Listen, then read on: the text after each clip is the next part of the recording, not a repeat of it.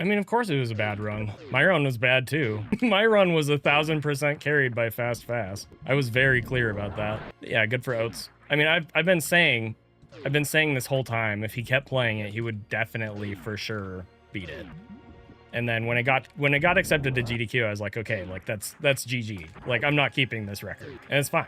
It's totally fine. I got the 4 out of 4. I'm happy with that. Maybe I'll do it again after GT Classic. Maybe I won't. I'm not worried about it. Yeah, Oats and I are friends. Well, he's my friend. I don't know if I'm his friend. Shiny's sad. I've been trying to ask him to have a conversation for like 2 weeks and he's just been ghosting me. Shiny's sad. I legitimately just want to like have a chat with him about life and stuff. He's just too important for me. He didn't sign the contract. Nah, it's fine. I've said this before. I've told this story before, I should say.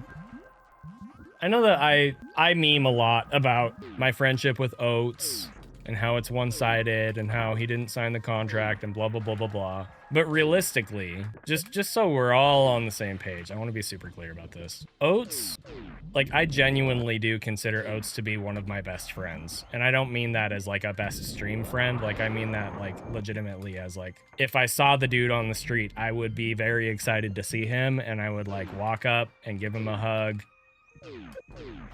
Like, I love that man, right? Oats is actually a pretty big inspiration for me, if I'm being honest. And I'm trying to think of how to express this without coming off as like kissing up to him or whatever. For a long time, I have viewed Oats as, like, I've always very much respected his skill as a speedrunner. And I've been the first one to go to bat for him. And, you know, when people are like, yeah, you know, he got left behind or he's washed or he's just not as good as people. Like, I've been the first one to be like, you guys, Oats is one of the best Super Metroid players, even in the context of quote unquote top runners in the community. The fact that he plays as well as he does while being as engaged with his chat as he is insane. Ostrich, I'm saying going back like 3-4 years ago, before his any percent 4036 record. I've been saying for a long time, people would say things like, oh yeah, you know, he's just not as good as the other top runners, blah, blah, blah. That man is insanely good at this game, that he can play as well as he does while he's actively babysitting his chat. And that is evidenced by how insanely well he plays when he does decide to like focus up and lock in and not engage with his chat as well. Anyway, I've always really looked up to him a lot for multiple reasons. In addition to him just being an incredible player, he's also actually a very, very, very incredible person. I have talked about this before. I am an introvert, okay? I am a very introverted person. It is not easy for me to get comfortable around people.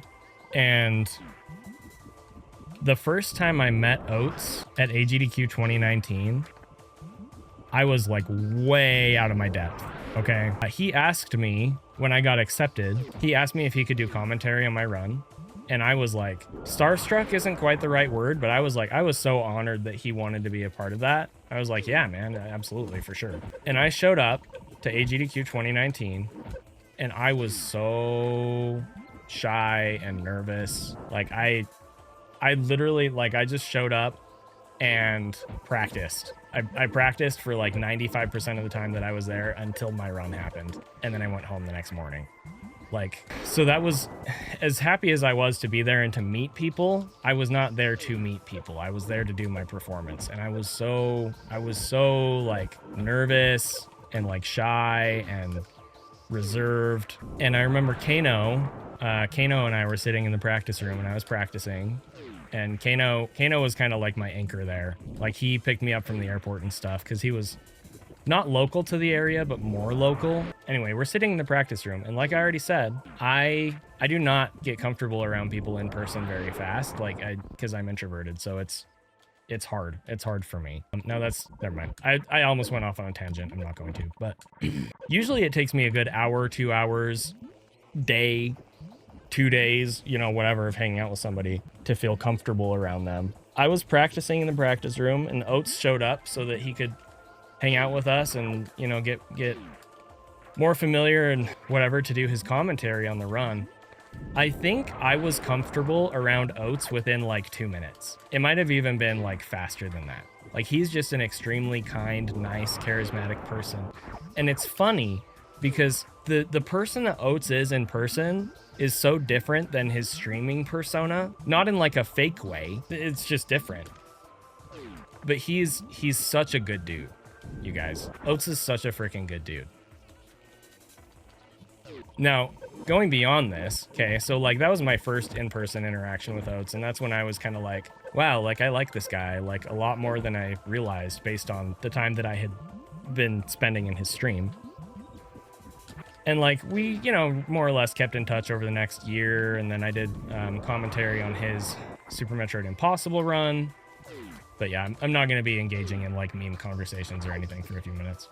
But here's the real kicker, okay? So Oats and I were like friends. Like we were friendly with each other. I would help him with tech stuff every once in a while.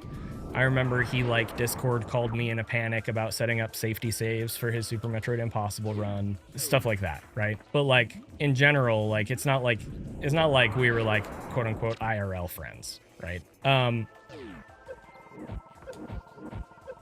Now, recently, I talked about the very dark, very hard times in my life that occurred between like 2019 and 2023, 2024, like that time.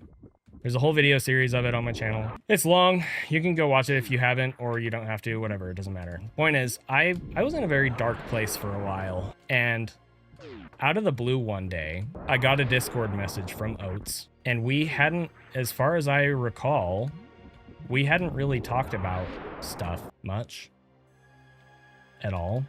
And his message was literally him reaching out to say, hey man, I know that things have been really hard for you lately, and I just wanted to check in and see how you're doing. Like,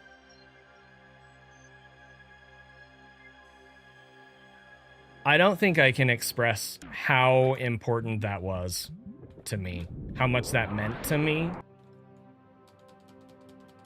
Like that was the moment when I was like, okay, like I already kind of felt like Oats and I were friends, but we're like for sure like real friends. And that is when I started memeing about our friendship.